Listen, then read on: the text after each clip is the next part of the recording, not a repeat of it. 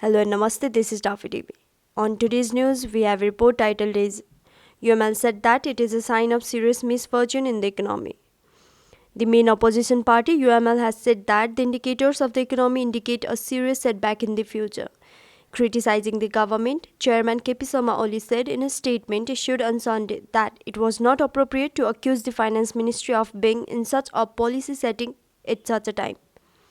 UML has also mentioned that the report of the economic condition of the country, made public by the Nepal Rashtra Bank, has presented a worrying picture that the country is heading towards economic crisis.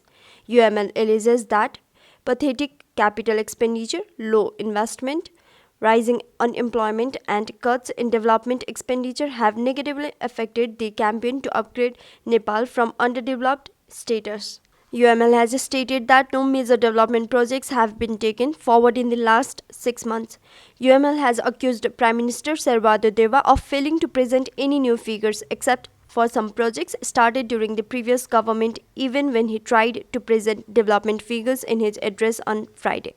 Instead of arguing for a solution by presenting the challenging realities of the economy, he seemed to be obsessed with the covering up artificial figures. Oli said in a statement. It is beginning to have an effect, considering the fact that consumer price inflation has reached a 6-year high 7.11%. The UML has claimed in a statement that such inflation was only 2.93% in the first 5 months of last year, stating that prices of ghee, oil, pulses, nuts, and petroleum products have skyrocketed. The UML has claimed that the prices of various vegetables from potatoes to turnips have come down by 15 to 40% in the same period 2 years ago. It is alleged that the wholesale price of construction materials increased by 19.34% due to wrong policy taken by the government. The increase in the cost of public infrastructure, less investment in private construction has had a direct impact on the overall job creation, and the trade deficit has increased by 54.7% to rupees 735.49 billion in the first 5 months of the formation of the government. These reserves can only support 6 months of imports of goods and services. It is also said that the foreign exchange reserves have reached the lowest point of the last decade. Problems in the economy. Remittance inflows have declined by 6.8% compared to the last year, the document said, adding that despite the effects of COVID-19, remittance inflows increased by 11% in the first 5 months of last year. According to the UML, the decline in remittance inflows has led to an increase in unauthorized economic activity and increased transactions, including money laundering, as the global economy has improved. UML alleges that increase in gold smuggling confirms this fact, and at the same time the import of betel nut, chili, corn, chok dal and other commodities has increased suspiciously, stating that regulatory bodies such as the National Vigilance Center, Revenue Investigation Department and Asset Laundering Department have been mobilized on the basis of vested interest and political affiliation. UML has stated that it is unfortunate that the Ministry of Finance, which is supposed to lead the economic good governance, has been accused of engaging in economic mismanagement through this kind of policy setting. Lack of liquidity in banks has seriously affected the dynamics and expansion of business. The inability to appoint industry, commerce, and supply ministers, the inability to hold industrial investigation and promotion board meetings for a long time, intimidation and bargaining by the government instead of encouraging and protecting entrepreneurs, UML has written. Development concerns.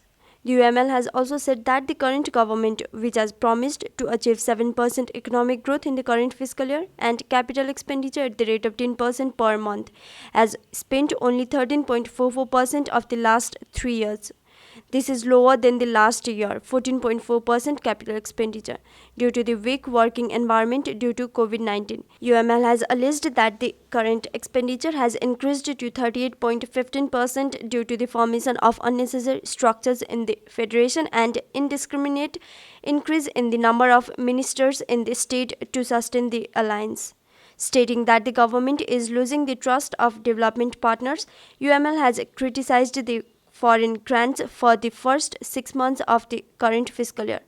During the tenure of the previous government, the budgetary assistance pledged by the World Bank and the Asian Development Bank has not been received. The last homework of the previous government, the International Monetary Fund (IMF), failed to mobilize budgetary assistance from the World Bank, Finance for Growth, Financial Federalism Strengthening Program, and Green, Resilient and Inclusive Development, and assistance from the Asian Development Bank under policy-based lending.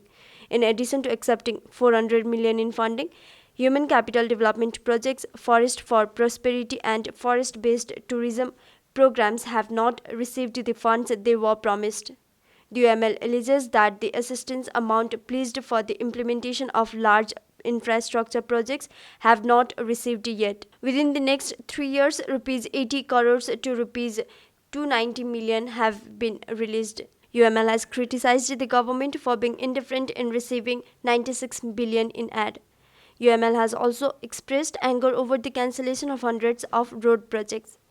To rebuild public school buildings in all but 24 earthquake-affected districts of the country within the next 3 years, the previous government allocated rupees 10 billion for infrastructure development under the Presidential Educational Reform Program, rupees 7 billion and 14 billion for construction work. UML has expressed its indignation over the suspension of inviting contracts for such construction work.